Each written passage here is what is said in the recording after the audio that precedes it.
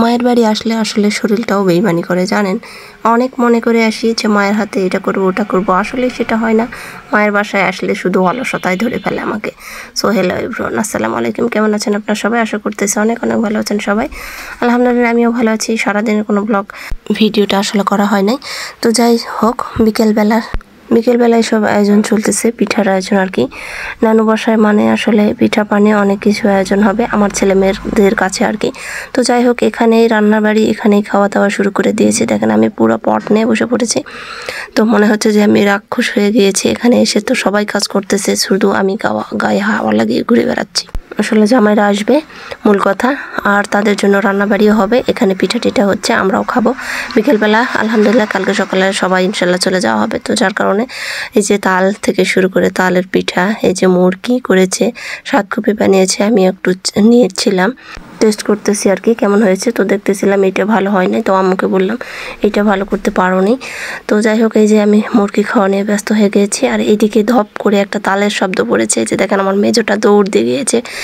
ওটা আমার একটা বরাবর গাছ, তো সেখান থেকে তাল পড়েছে, আমার মেজোটা পেয়েছে।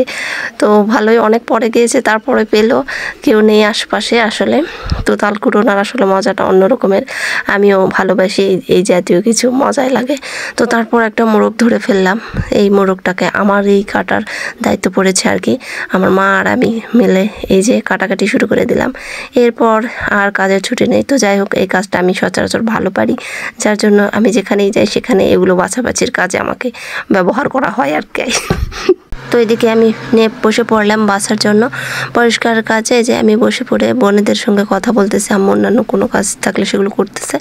এই যে আমার মেজো বোন তালের বড়া বানাবে, ও এই কাজে এসেছে। আর বড়টা পেঁয়াজ রসুন কেটে দিচ্ছিল মুরগির জন্য। তো যাই হোক, গরুর মাংস ওখানে ভেতরে রান্না করা হবে। তো যাই হোক, অনেক দিন পর সবাই মিলে এই যে গল্পের আসরটা জমে গিয়েছে আর কি।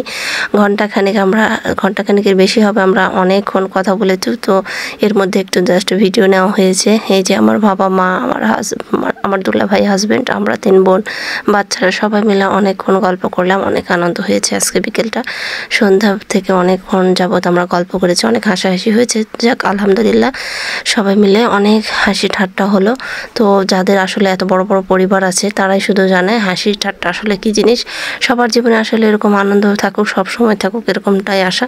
তো যাই হোক, অনেকক্ষণ আমরা গল্প করার পর, অনেক কিছু নিয়ে আলোচনা করার পরে যে খাবার টেবিলে সবাই খাচ্ছে, আর আমি প্লেট নিয়ে ভিডিও করতেছি বা প্লেট নিয়ে বাচ্চাদেরকে খাওয়াচ্ছিলাম। যাই হোক, তো এই ছিল আজকের মতো ব্লগ ভিডিও। সবাই ভালো থাকবেন, আল্লাহ হাফেজ।